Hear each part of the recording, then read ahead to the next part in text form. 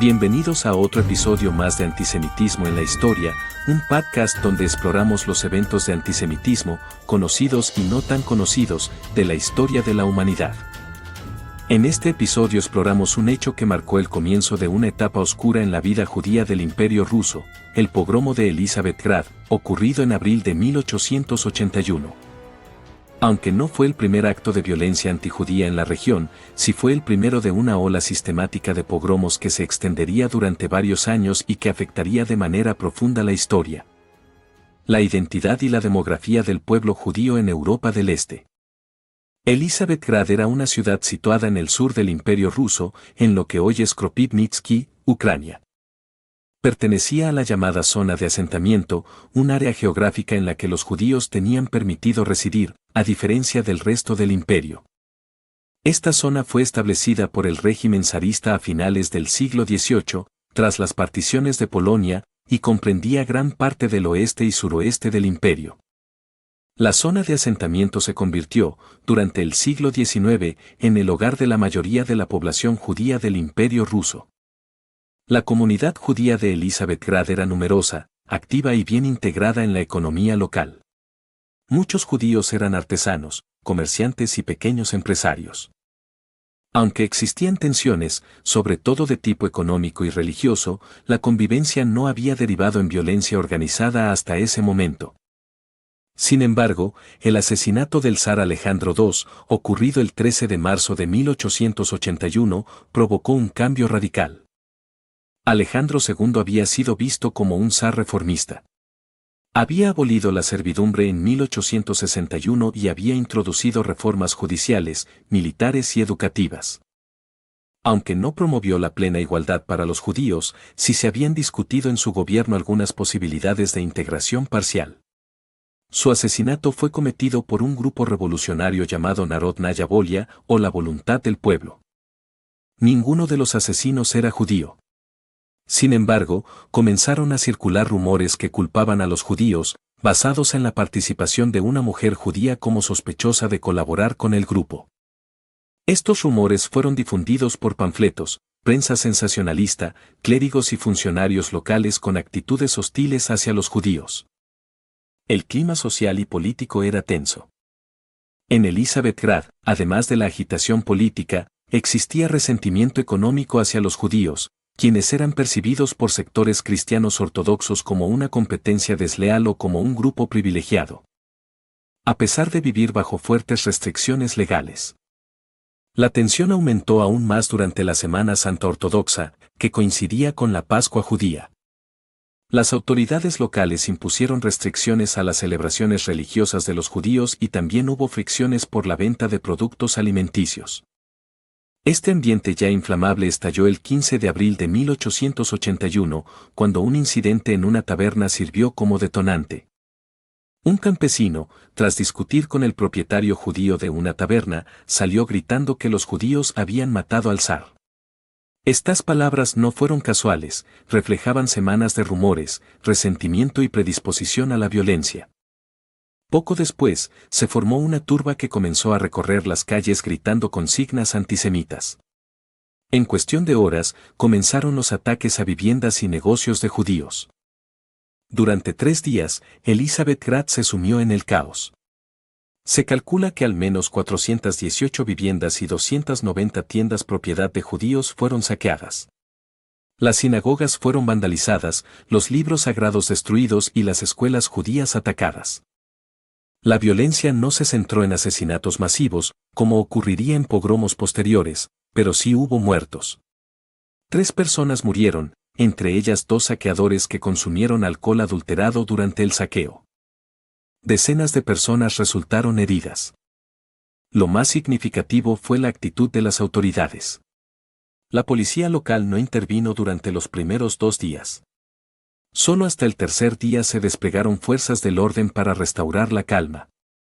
Incluso entonces, los arrestos fueron mínimos y la mayoría de los atacantes no enfrentó consecuencias legales. Esta pasividad fue interpretada por la población como un permiso tácito para agredir a los judíos. Este patrón, rumores antisemitas, tensión religiosa, explosión de violencia, saqueo masivo, pasividad policial, se repetiría en docenas de ciudades en los meses siguientes. El pogromo de Elisabethgrad fue el primero de la gran ola de pogromos que asoló el Imperio ruso entre 1881 y 1884. Pronto se registraron ataques similares en Kiev, Odessa, Balta, Nizhny Nóvgorod, Chernigov, Rostov-on-Don y muchas otras localidades dentro y fuera de la zona de asentamiento. Para los judíos del Imperio ruso, esta violencia fue un punto de inflexión. Hasta entonces, sectores importantes de la intelectualidad judía creían que la emancipación legal y la integración social eran metas alcanzables. Sin embargo, la brutalidad de los pogromos y la indiferencia del Estado destruyeron esas esperanzas. Muchos jóvenes judíos comenzaron a rechazar la asimilación como vía de progreso y buscaron otras opciones. Algunos se volcaron hacia el socialismo revolucionario, mientras que otros se sumaron al naciente movimiento sionista que proponía la creación de un hogar nacional judío fuera de Europa. El Estado ruso también respondió a los pogromos, pero no con protección para los judíos.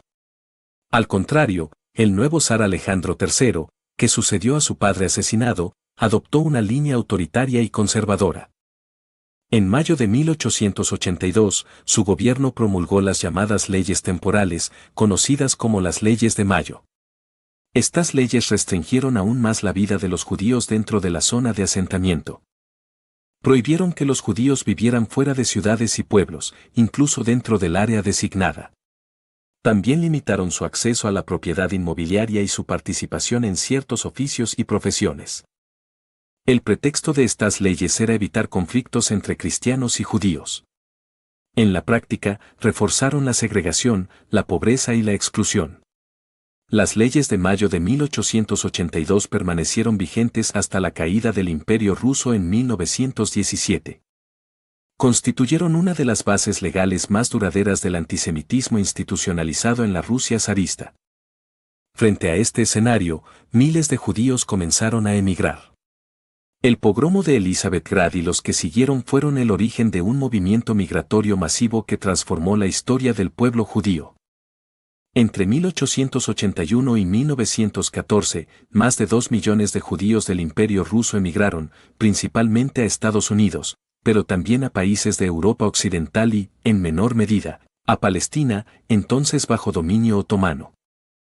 Esta diáspora forzada cambiaría no solo la demografía judía mundial, sino también el panorama cultural, político y religioso de las comunidades judías en el siglo XX. Elisabethgrad, como muchas ciudades del sur del Imperio ruso, vivió una reconstrucción parcial en las décadas siguientes. Se desarrollaron tranvías, se reabrieron escuelas y se reconstruyeron sinagogas. La comunidad judía volvió a florecer, aunque con heridas profundas. Sin embargo, la violencia volvió en otras olas, especialmente durante la Guerra Civil Rusa y más tarde con la invasión nazi.